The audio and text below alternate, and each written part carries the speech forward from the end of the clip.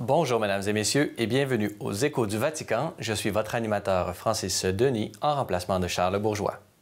Tout d'abord, en la salle de presse du Vatican, le Bureau pour les migrants et les réfugiés publiait jeudi dernier un document important visant à éclairer le phénomène de la migration mondiale à l'heure actuelle.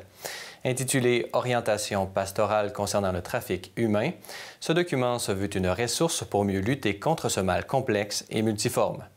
Le père jésuite canadien Michael Cherney était au micro de Vatican Media pour présenter ce document important. La première chose que ces orientations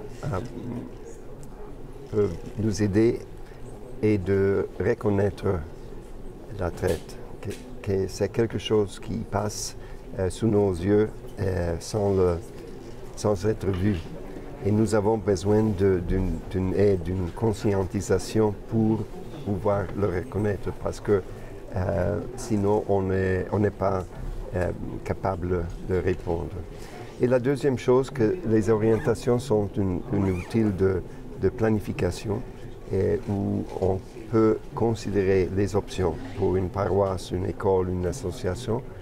Comment pouvons-nous répondre ici et maintenant et commencer? Et avec ce commencement, on peut aller plus loin. C'est vendredi dernier que s'ouvrait en la basilique Saint-Paul-Hors-les-Murs à Rome la semaine de prière pour l'unité des chrétiens. Initiative commencée dans la foulée du Concile Vatican II et du mouvement œcuménique, l'édition de cette année avait pour thème tiré du Deutéronome « Ils jugeront le peuple en de justes jugements ». C'était donc réunis en cette basilique papale des milliers de fidèles de diverses dénominations chrétiennes, ainsi que des chefs religieux d'églises non catholiques et de communautés chrétiennes. Dans son homélie, le Saint-Père a réitéré l'engagement de toute l'Église dans le travail œcuménique à tous les niveaux, qu'ils soient théologiques ou pastoraux. Reconnaître avec humilité que les bénédictions reçues ne sont pas nôtres de droit, mais qu'elles sont nôtres par don et qu'elles nous ont été données afin que nous les partagions avec les autres, a-t-il affirmé. Écoutons un extrait de cette homélie. Les chrétiens d'Indonésie, réfléchissant sur le choix du thème pour la semaine de prière actuelle, ont décidé de s'inspirer de ces paroles du Deutéronome. C'est la justice, rien que la justice qui te cherchera. Mais cela ne vaut pas seulement pour l'Indonésie. Cette situation se rencontre dans le reste du monde. Quand la société n'a plus comme fondement le principe de la solidarité et du bien commun. Nous assistons au scandale des personnes qui vivent dans l'extrême misère à côté de grands gratte-ciel, des hôtels imposants, du luxe des centres commerciaux, symbole d'une richesse éclatante.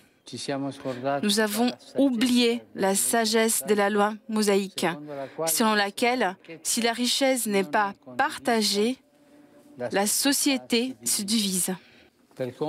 Pour accomplir les premiers pas vers cette terre promise, qui est notre unité, nous devons surtout reconnaître avec l'humilité que les bénédictions reçues ne sont pas notre de droit, mais qu'elles sont notre pardon et qu'elles nous ont été données afin que nous les partagions avec les autres. En second lieu, nous devons reconnaître la valeur de la grâce concédée aux autres communautés chrétiennes. Par conséquent, ce sera notre désir de participer aux dons des autres. Un peuple chrétien renouvelé et enrichi par cet échange de dons sera un peuple capable de marcher d'un pas assuré et confiant sur la voie qui conduit à l'unité. Suivant le récit du baptême du Seigneur, c'était au tour des noces de Cana à être au cœur de la liturgie de dimanche dernier. C'est donc sur ce mystère qu'a porté l'allocution du pape François lors de l'Angélus du 20 janvier. Commentant le célèbre épisode, le souverain pontife a souligné le sens du miracle de Jésus. Assumant leur sens vétérotestamentaire, Jésus vient accomplir ce qui avait été annoncé en utilisant les jarres destinés à la purification rituelle des Juifs, transformant ainsi la loi de Moïse en évangile porteur de joie. De plus, ce miracle réaffirme le rôle de Marie dans l'économie du salut. Surpassant son rôle de mère biologique de Jésus, Marie se présente maintenant comme une intermédiaire privilégiée entre les disciples et le Seigneur. Durant les noces, a affirmé le pape, une nouvelle alliance est vraiment scellée et la nouvelle mission est confiée à toute l'Église. Écoutons un extrait de cet enseignement. À l'époque aussi, nous aussi, comme le maître de table qui a goûté l'eau transformée en vin, nous pourrons nous exclamer « Mais toi, tu as gardé le bon vin jusqu'à maintenant. Toujours, Jésus nous surprendra toujours. » Parlons à sa mère pour qu'elle parle à son fils. Elle nous étonnera. Et elle, la Vierge Sainte, nous aide à suivre son invitation. Quoi qu'il vous dira, faites-le, afin que nous puissions nous ouvrir pleinement à Jésus, reconnaissant dans la vie de tous les jours les signes de sa présence vivifiante.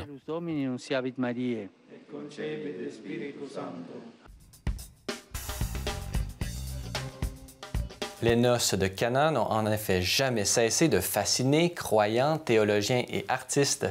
C'est notamment le cas de Paolo Cagliari, dit le Véronèse, qui, en plein Rinascimento, a peint une magnifique fresque de la Seine destinée à un monastère bénédictin et qui se trouve aujourd'hui au musée du Louvre à Paris.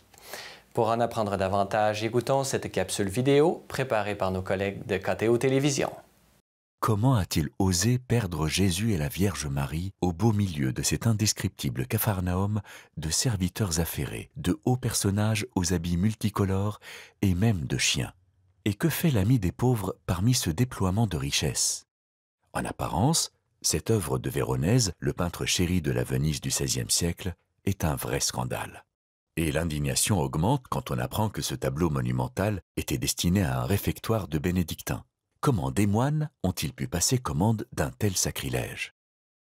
Venise se donne en spectacle à elle-même. Même si elle a déjà commencé son déclin, la Sérénissime est certainement le lieu le plus raffiné d'Occident. On y a élevé les plaisirs de la chair au rang d'un art. Les verreries de Murano produisent les verres les plus fins, à l'instar de celui que tend le jeune domestique. Elle est la plaque tournante du commerce de Méditerranée et la porte de l'Orient. Turbans, perroquets, serviteurs venus d'Afrique en témoignent. La scène prend un tour pittoresque grâce au geste du bottigliere, en somptueux habit vert. Cet ancêtre du sommelier interprète la venue du bon vin comme une cachotterie du marié. Blessé dans son honneur professionnel, il fait mine de rendre son tablier. Le cœur du prodige, la constatation du changement de l'eau en vin, est réalisé par celui qui, à Venise, a la lourde responsabilité de l'intendance des maisons aristocratiques, le scalco. Habillé d'un merveilleux habit de soie, il contemple avec suspicion le verre que lui tend son assistant, le computista, le comptable, que l'on reconnaît au bâton rouge de sa fonction. Celui-ci, chargé de passer les commandes, sait bien qu'il n'a pas payé un tel vin. Au premier plan, Véronèse peint la réalité du miracle, puisque c'est bien du vin qui coule des pesantes jarres de pierre. Dans cette scène, on voit à l'œuvre l'autre personnage important de l'intendance du repas, le trinciante, l'écuyer tranchant. Son activité, essentielle dans l'art de la table, a été particulièrement codifiée à Venise. Mais pourquoi ces serviteurs sont-ils en plein coup de feu alors que le banquet s'achève? Et pourquoi cette absence de grâce? Cette violence à découper un agneau n'évoque-t-elle pas le sacrifice de l'agneau de Dieu? Dans ces détails, le tableau se révèle bien éloigné de cette première impression de sacrilège. Tout d'abord parce que le peintre respecte les formes. Si les convives de la gauche mènent grand train, les moines de droite ont mangé de manière plus frugale et ont d'ailleurs déjà fini leur repas, preuve qu'ils n'ont pas succombé à la gourmandise. Ensuite, les noces sont écrasées sous le poids du ciel, qui constitue la plus grande partie de la surface, comme pour dire que l'essentiel est ailleurs. Enfin, dans l'apparent désordre, on identifie facilement Jésus. Toutes les lignes de composition convergent sur lui. L'œil est guidé vers le seul à nous fixer. Ce n'est pas le jeune rabbi parti en goguette dans un mariage, mais bien le Messie, solennel, accompagné de sa mère, tout aussi hiératique. Son Son regard, très intense, adresse au spectateur comme une interrogation muette. Es-tu capable de comprendre ce qui se passe? La scène qui se déroule au premier plan est trop étrange pour ne pas faire partie de cette interrogation. À première vue, ce petit ensemble fait de la musique de chambre. Mais depuis le XIXe siècle, on propose de reconnaître Véronèse lui-même, en blanc jouant de la viole, et son jeune frère Benedetto en rouge et bleu, Titien, Tintoret et Bassano. La présence des plus grands peintres de Venise serait sorte de manifeste pour la profession, mais on peut aussi remarquer un sablier qui se vide, et 2 chiens, symbole de mélancolie. Le temps se fait court, suggère l'artiste, et bientôt il faudra quitter les banquets et la musique. En cela, il s'attache fidèlement à la fin du texte, qui annonce que Cana est le premier des signes qui conduisent à la croix. Sous l'aimable miracle se cache une bien terrible réalité.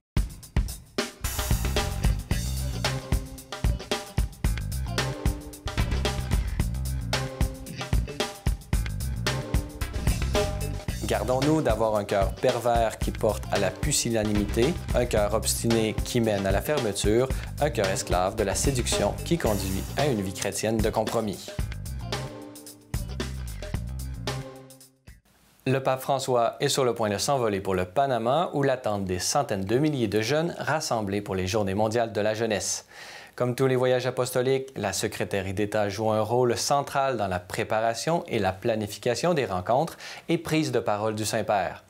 Dans un entretien exclusif donné à nos collègues de Vatican Media, le cardinal secrétaire d'État Pietro Parolin est revenu sur plusieurs éléments à surveiller lors de cette visite en ce pays d'Amérique centrale.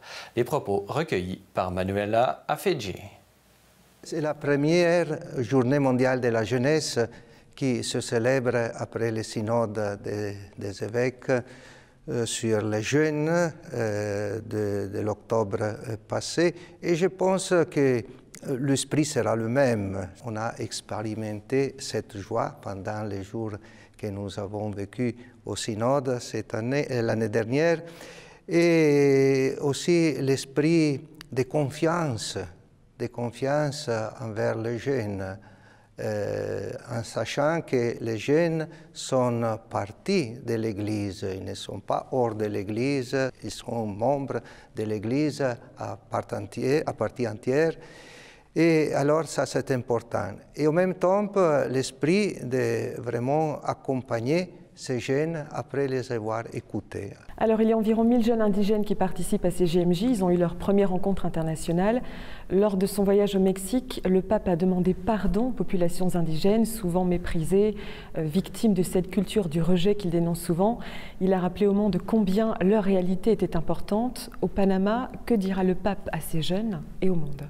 Oui, je pense que le pape, qui est très sensible au thème des cultures indigènes et des jeunes indigènes, va surtout souligner l'importance de la contribution que cette culture et ces jeunes peuvent donner à la société. Cette culture, qui ont des racines très profondes, peuvent apporter à notre société. Et d'être fiers aussi d'apporter une contribution, surtout dans le sens de souligner disons, une façon de vivre la société plus basée sur l'être que sur l'avoir, non? Alors l'utilitarisme, le matérialisme.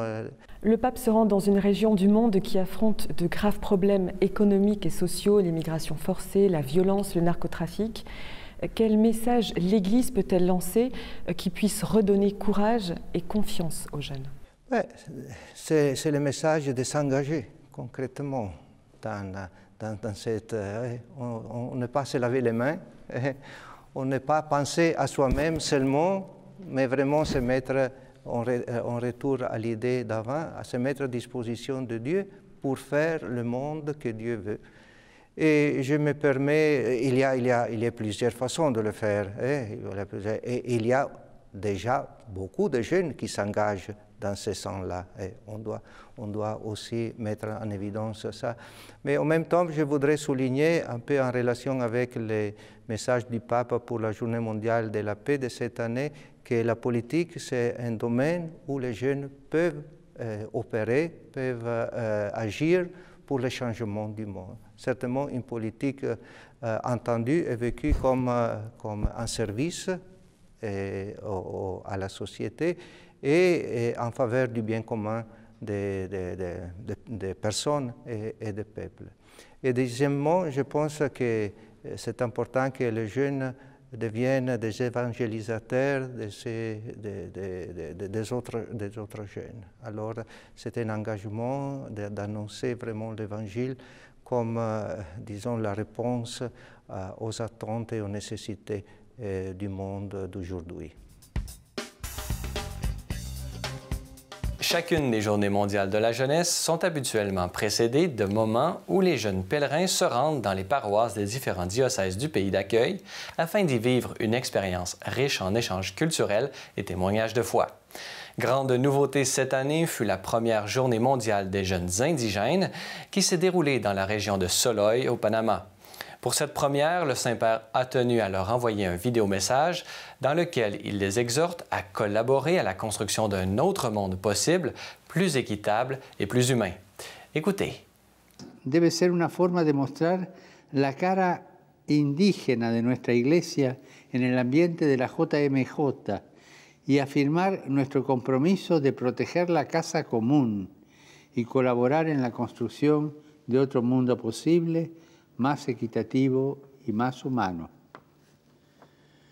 Sin duda, los temas que según la agenda van a ser objeto de la reflexión de ustedes estimularán la búsqueda de respuestas desde la perspectiva evangélica a tantas y tan escandalosas situaciones de marginación, de exclusión, de descarte y empobrecimiento a las que están condenados millones de jóvenes, especialmente jóvenes de los pueblos originarios en el mundo. Que el actuar de ustedes, la conciencia de pertenencia a sus pueblos de ustedes, sea una reacción contra esta cultura del descarte, contra esta cultura del olvido de las raíces, proyectada hacia un futuro cada vez más líquido, más gaseoso, sin fundamento. Muchachos y muchachas, háganse cargo de sus culturas, háganse cargo de sus raíces, pero no se queden allí. Desde esas raíces crezcan, florezcan, fructifiquen. Un poeta decía que todo lo que el árbol tiene de florido le viene de aquello que tiene de soterrado. Las raíces, pero raíces llevadas hacia el futuro, proyectadas al futuro. Este es el desafío de ustedes hoy. Será un gusto para mí encontrarlos en Panamá. Y mientras llegue ese momento, les deseo los mejores éxitos en el encuentro. Y les doy mi bendición. Hatoyada Shamogorodere.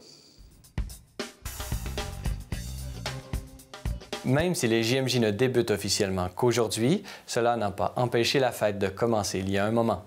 C'est notamment le cas pour la ville de Chitré au Panama, où la célébration de l'Eucharistie en plein air a réuni plus de 4000 pèlerins des JMJ samedi dernier.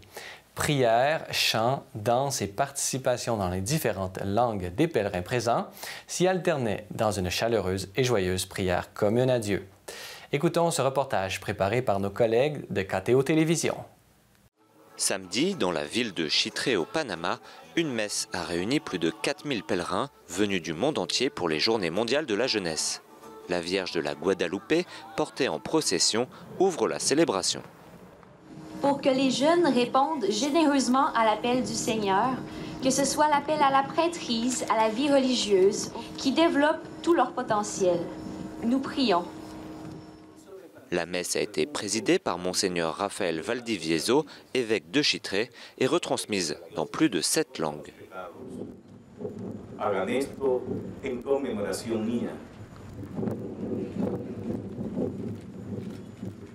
Pour les habitants de Chitré, cette messe commune est l'occasion de préparer au mieux les JMJ à Panama City. Pilgrims come here to know also to faith of God and also to to share with us, to know about our culture, and also making God happy with what we are singing. Our songs are different than them. Them have different songs that are so slow, and we have songs that are more faster.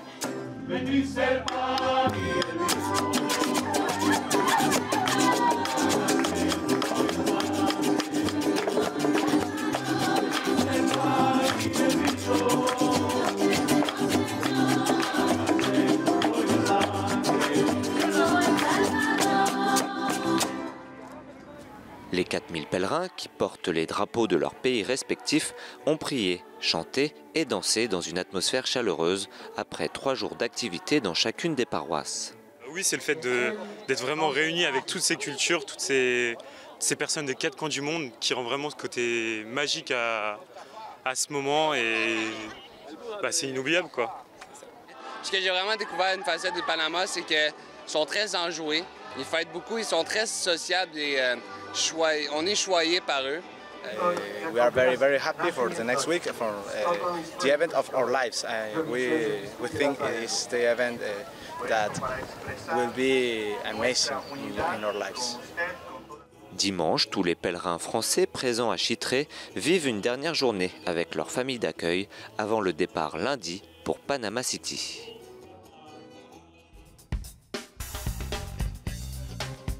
Cet engouement sur place n'est pas vécu que par les jeunes pèlerins. Les évêques réunis pour cet événement de l'Église universelle sont déjà imprégnés de cet esprit de joie et d'enthousiasme. L'évêque de Chitré s'est confié au micro de KTO. Écoutons-le nous relater son expérience des JMJ en tant que diocèse d'accueil et comment il a vécu personnellement cet événement qui porte déjà des fruits. Ya cuando el Papa lo pronuncia al final de la Eucaristía en Cracovia, a mí me dio una emoción, casi me da ¿verdad? Pero fue una experiencia muy especial. Y pasaron los días, pasó ese momento y yo sentía, esto no es un sueño, esto es imposible. Pero sin embargo eso, el susto de que es un compromiso grande para con el mundo, pero esa bendición, ¿verdad? De que Dios miró este pequeño país y que todos durante este tiempo de preparación hemos dado el corazón, hemos dado todo para acoger a nuestros peregrinos y que se sientan en familia, que tienen hermanos aquí en Panamá y que este pequeño país es para todos la casa del mundo, ¿verdad? Los primeros días eran de temor, de la preparación que nos pone en tensión, pero la llegada de los primeros peregrinos y ya sabíamos, ¿verdad? Que el joven viene sin protocolo, de una manera casi aventurera, ¿verdad? A disfrutar cada momento y a vivir con alegría todo lo que los obstáculos y dificultades que encuentren en las distintas jornadas mundiales, pero uno siempre quisiera dar lo mejor y había esa tensión, pero ver la alegría, ver jóvenes de todos los lugares del mundo, yo he vivido esto como un regalo de Dios, con un gozo y una esperanza